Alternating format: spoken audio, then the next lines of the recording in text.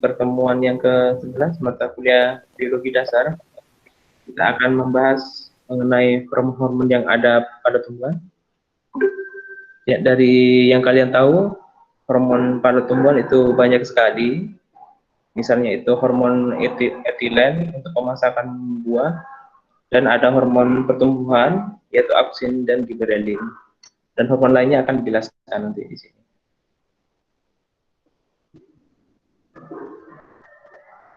Oke, ini.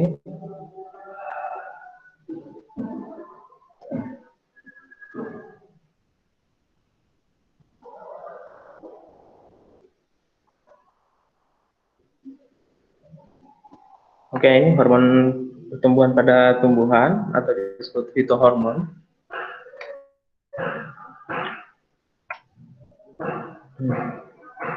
Nah, hormon tumbuhan itu pengertiannya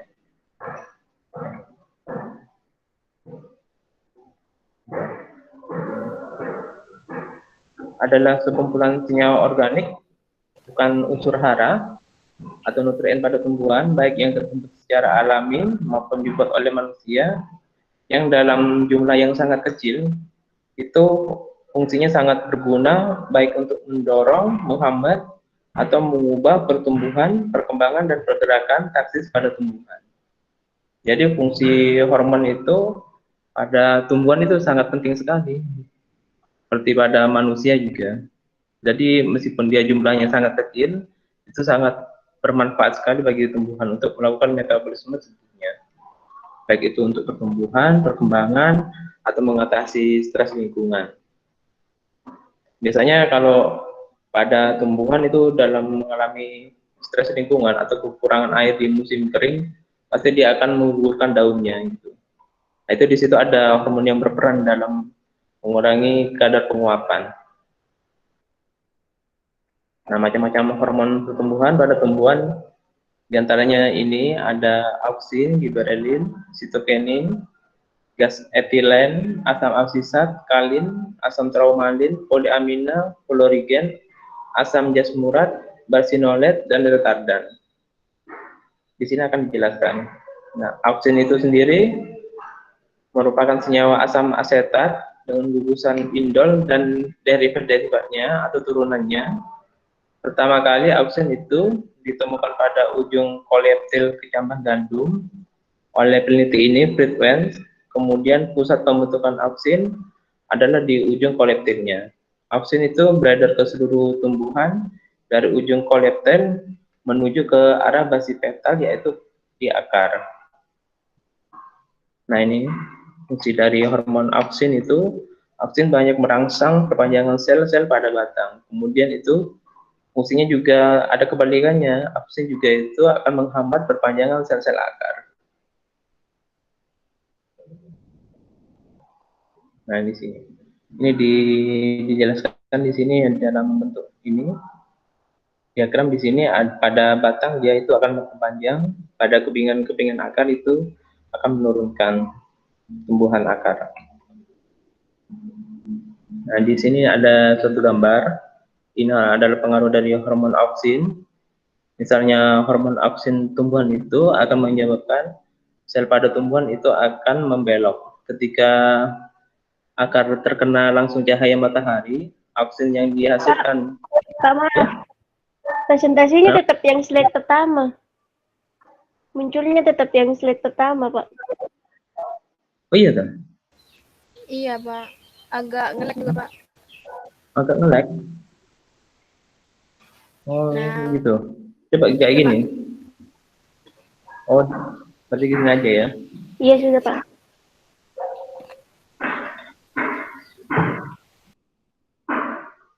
Tadi berarti dari yang pertama ya? Iya, Pak. Oh, ya saya ulang ya. Di sini hormon tumbuhan itu pengertiannya adalah sekumpulan senyawa organik, bukan hara, nutrien baik yang terbentuk secara alami maupun dibuat oleh manusia yang dalam kadar yang sangat kecil. Itu fungsinya untuk mendorong, menghambat, mengubah pertumbuhan, perkembangan, dan pergerakan taksis pada tumbuhan. Kemudian macam-macam hormon pertumbuhan ini Ada beberapa, ada auksin, giberelin, sitokenin, gas etilen, asam absisat, kalin, asam traumalin, polyamina, florigen, asam jasmurat, brasinolet, dan dilatardan. Untuk yang pertama, ini auksin, hormon pertumbuhannya, merupakan senyawa asam asetat dengan gugusan indol dan keturun-turunannya ini. Pertama kali auksin itu ditemukan pada ujung koleptil kecambah gandum oleh peneliti Friedwens. Kemudian pusat pembentukan auksin itu ada di ujung koleptil ujung tumbuhan, dan auksin itu beredar ke seluruh tumbuhan dari ujung koleptil menuju ke arah basi petal, yaitu di akar. Nah, di sini dilihat itu suatu konsentrasi auksin per suatu unit per milimeter pada sel-sel pada tumbuhan. Untuk batang ini akan terus bertambah untuk perpanjangan sel-sel batang, kemudian akan menurun pada sel-sel akar. Di sini ada fungsinya, itu ada yang meningkatkan pertumbuhan, kemudian di sini juga akan menghambat perpanjangan pada sel-sel akar. Jadi fungsinya ada kebalikannya, ada yang untuk menaikkan pertumbuhan, kemudian juga ada yang menghambat.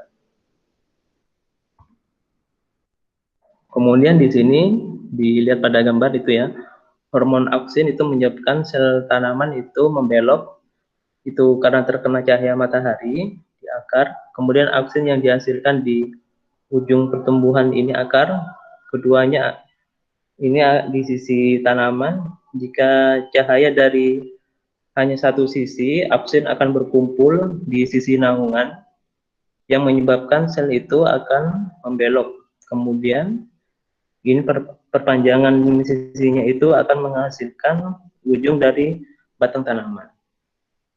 Itu di situ sudah dijelaskan ya. Jika terkena sinar matahari, auksin akan berubah menjadi senyawa yang menghambat pertumbuhan. Hal inilah yang menyebabkan batang akan membelok ke arah datangnya cahaya, karena bagian yang tidak terkena cahaya pertumbuhannya lebih cepat daripada bagian yang terkena cahaya. Untuk keterangan lainnya ini ada di bagian deskripsi. Kemudian beberapa auksin yang dibuat secara sintesis oleh manusia itu ada beberapa macam, ada asam indol asetat, asam indol butirat, asam navalen, kemudian heteroauksin yang dikenal juga dengan nama asam indol asetat. Ini yang biasanya dijual-jual di toko itu untuk hormon pertumbuhan tanaman. Kemudian fungsi auksin itu sendiri itu ada yang untuk perpanjangan sel, merangsang pembentukan bunga dan buah, kemudian perpanjangan titik tumbuh, mempengaruhi pembentukan batang, merangsang pembentukan akar lateral, kemudian merangsang terjadinya proses diferensiasi. Maksudnya diferensiasi ini nanti akan terjadi perbedaan dari misalnya dari akarnya itu ada yang panjang, ada yang pendek. Nah, ini ada suatu perlakuan adanya pembentukan akar ini dengan tanpanya adanya auksin akan tumbuh terus seperti ini. Kemudian dengan adanya auksin akarnya akan tambah banyak.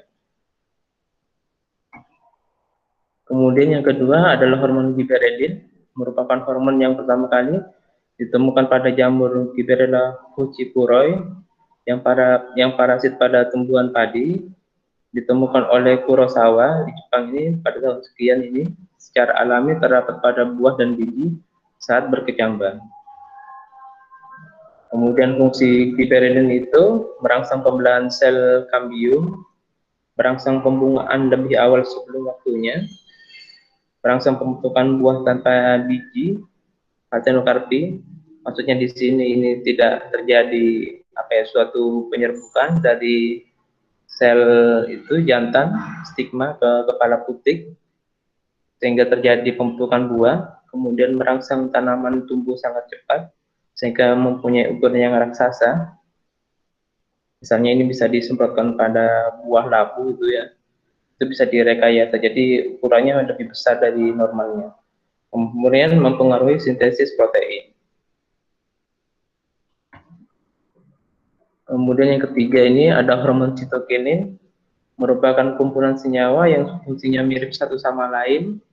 Maksudnya ini ada hubungannya dengan hormon auksin dan giberellin kemudian pertama kali ditemukan pada tanaman tembakau, ditemukan hampir di semua jaringan meristem.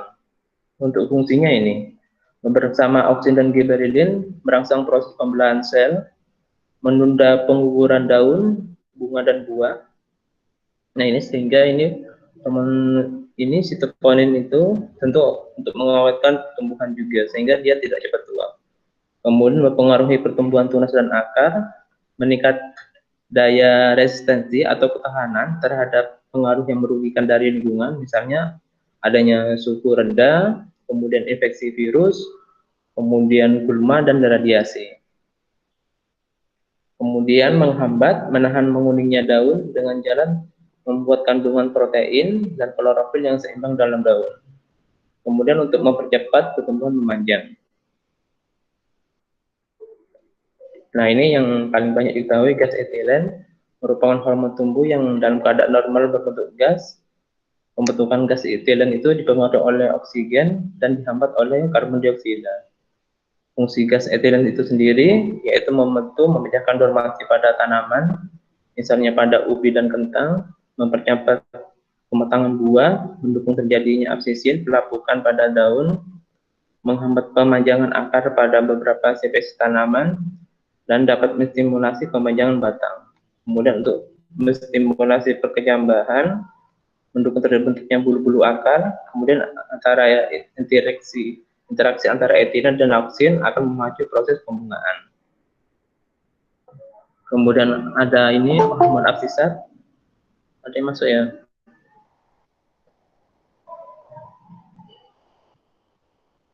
Oke, Ivan.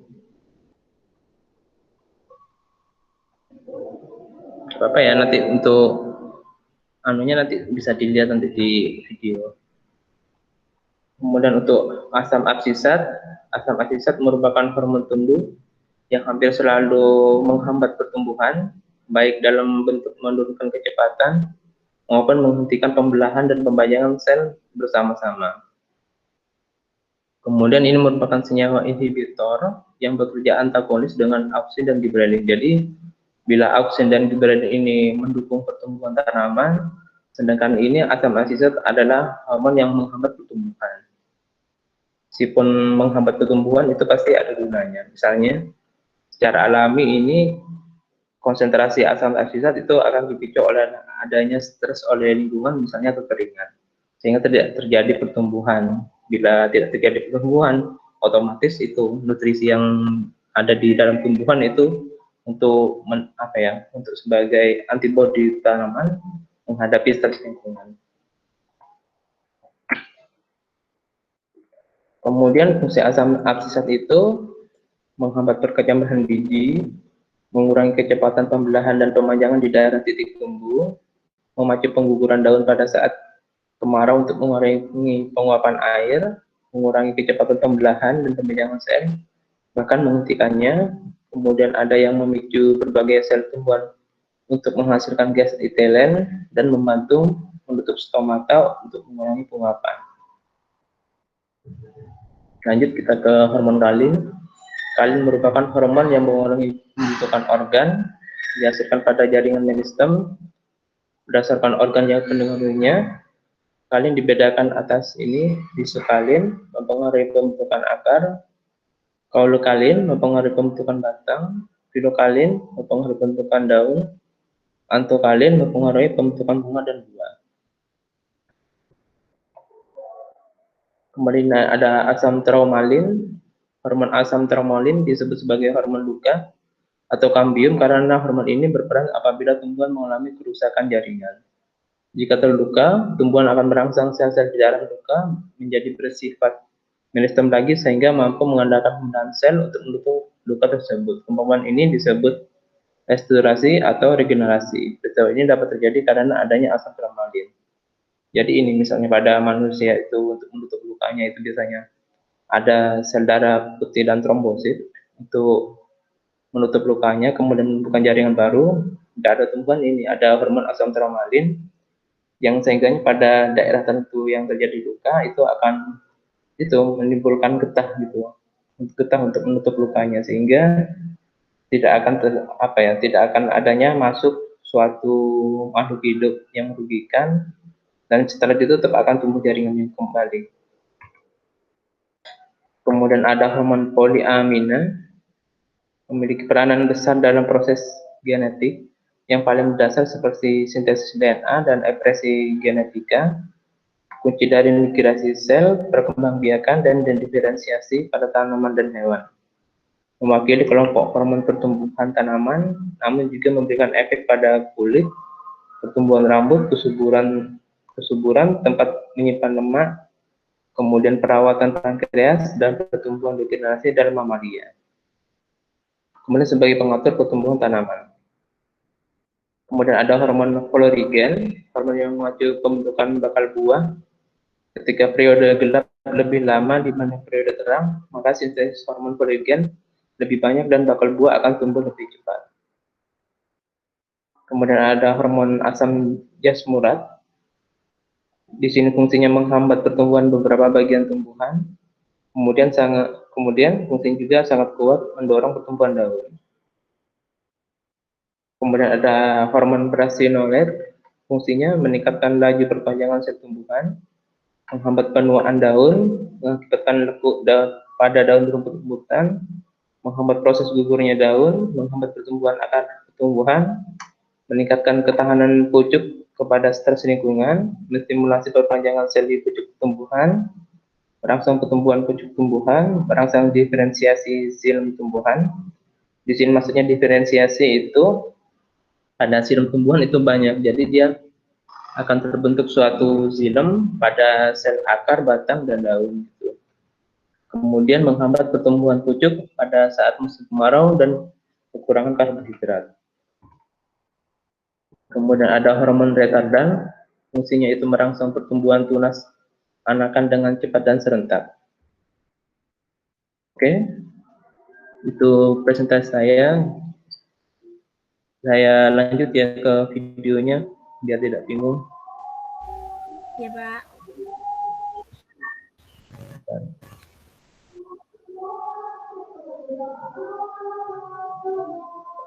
Saya setelkan videonya dulu.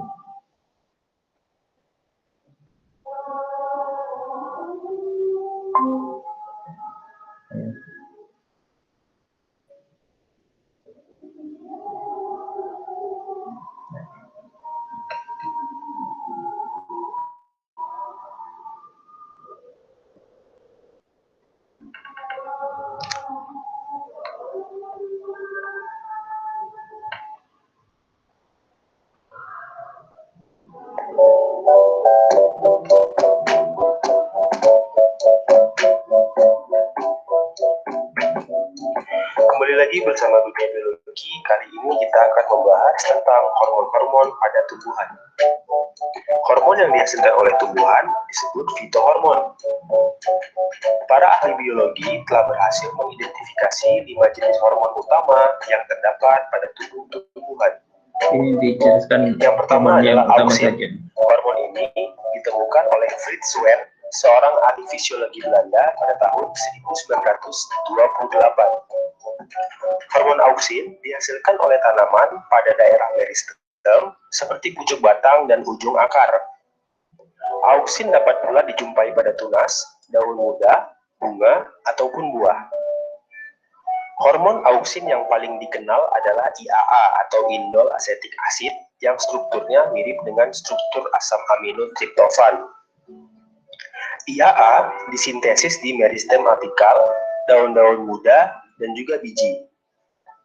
Sifat hormon auksin adalah aktivitasnya dihambat oleh adanya cahaya.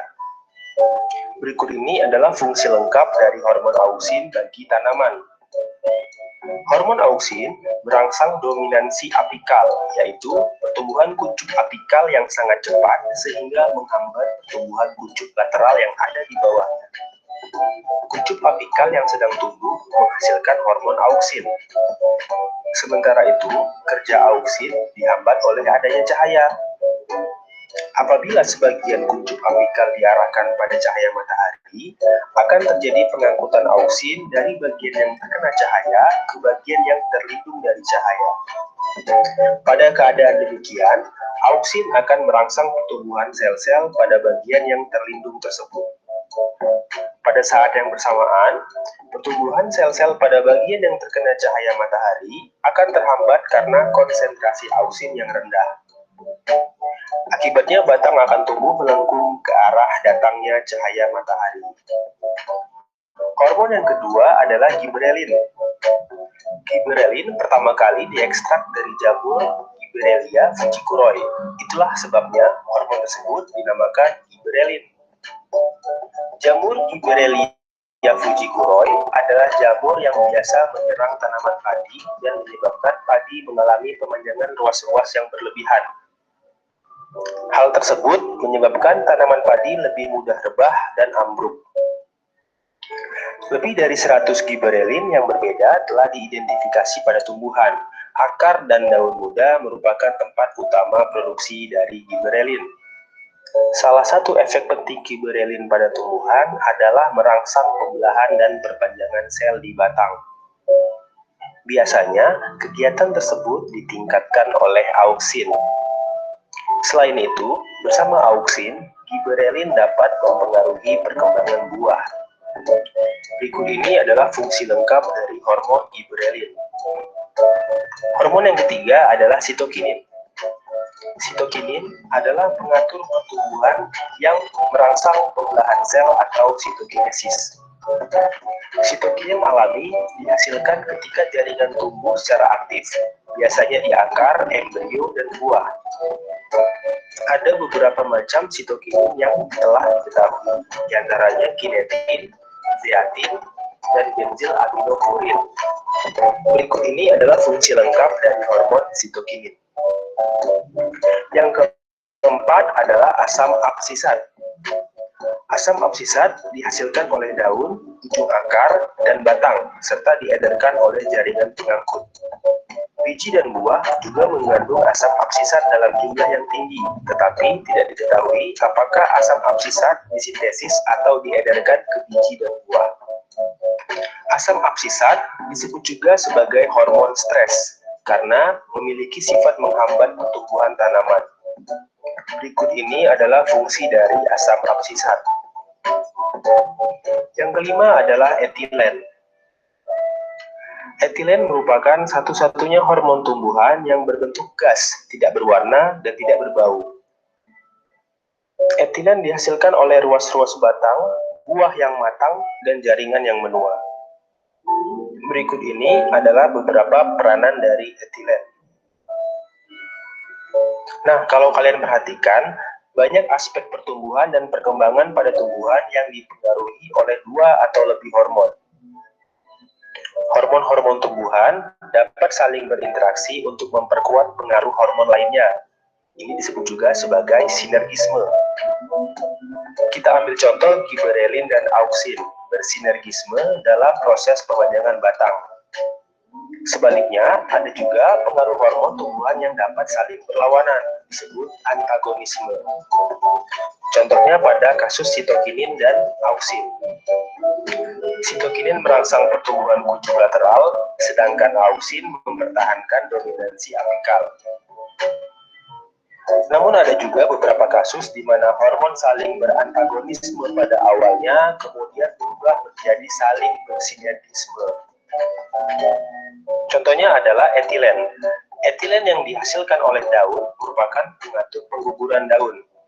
Pada tahap awal absisi atau pengguguran daun, auksin berantagonisme dengan etilen. Tetapi kemudian auksin menjadi sinergisme dengan kerja etilen.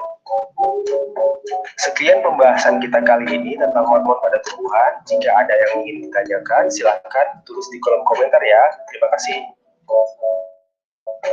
Sampai jumpa di video dunia biologi berikutnya.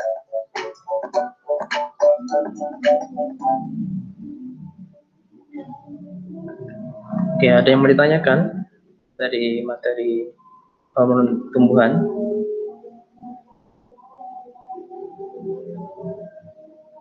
Sudah ada, Pak. Sudah paham. Oke. Baik, kalau sudah paham semua, saya akhiri ya. Terima kasih atas kehadirannya. Semoga bermanfaat. Oke, saya akhiri. Assalamualaikum warahmatullahi wabarakatuh. Waalaikumsalam warahmatullahi Waalaikumsalam warahmatullahi wabarakatuh. wabarakatuh. Ya, sama-sama. Terima kasih, Pak.